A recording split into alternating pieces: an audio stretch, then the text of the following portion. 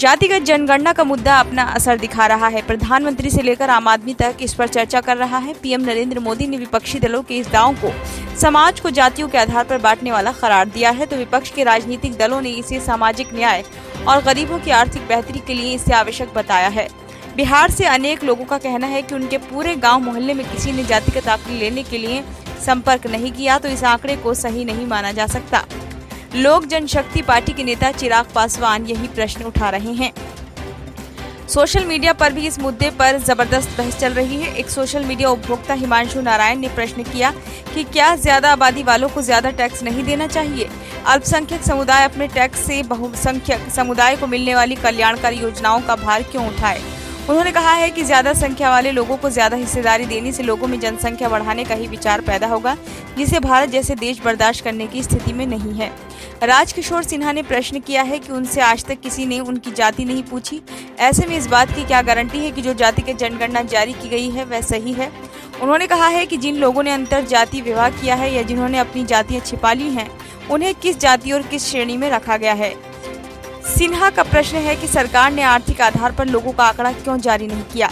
चंद्र प्रकाश दुबे ने कहा है कि केवल जातिगत जनगणना ही नहीं जारी करनी चाहिए, ये भी बताना चाहिए कि किस जाति के कितने प्रतिशत लोग टैक्स देते हैं।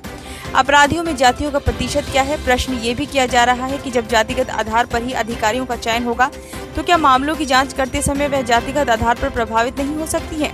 क्या अपराधी भी यह मांग कर सकेंगे कि उनके मामले की जाँच किस जाति का अधिकारी करे और किस जाति का नहीं? लोग इसे हिंदुओं को जातियों के आधार पर बांटने की कोशिश के तौर पर भी देख रहे हैं। लेखराज मीना ने लखनऊ के किसी महाविद्यालय के प्रिंसिपल की लिस्ट साझा की है। लिस्ट में सभी तथाकथित उच्च जातियों के लोग प्रिंसिपल की लिस्ट में शामिल हैं।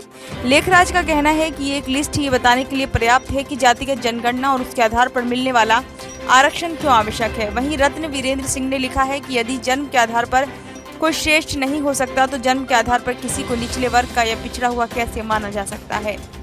सोशल मीडिया पर यूजर हर वर्ग, हर जाति और हर धर्म के गरीब लोगों को शिक्षा और कल्याणकारी योजनाओं का लाभ देने का समर्थन कर रहे हैं, लेकिन उनका ये भी कहना है कि जाति के आधार पर कम योग्य व्यक्ति को ऐसे पद पर नहीं बिठाया जाना चाहिए जिसके लिए वह योग्य न हो। कुछ सोशल मीडिया पोस्ट में समाचार पत्रों की कतरनों को साझा करते हुए कहा गया है कि न्यूनतम अंक न पाने वाले व्यक्ति को भी शिक्षक या डॉक्टर बनाया जाएगा, तो क्या ये देश की शिक्षा व्यवस्था और लोगों के जीवन से खिलवाड़ नहीं होगा? यदि योग्यता की बजाय हम जातियों को प्राथमिकता देंगे, तो हमें वो वैज्ञानिक प्रतिभा कहाँ से मिलेगी जो देश को दुनिया में सर्वश्रेष्ठ बनाने में मददगार होगी। ब्यूरो रिपोर्ट, नई दिल्ली।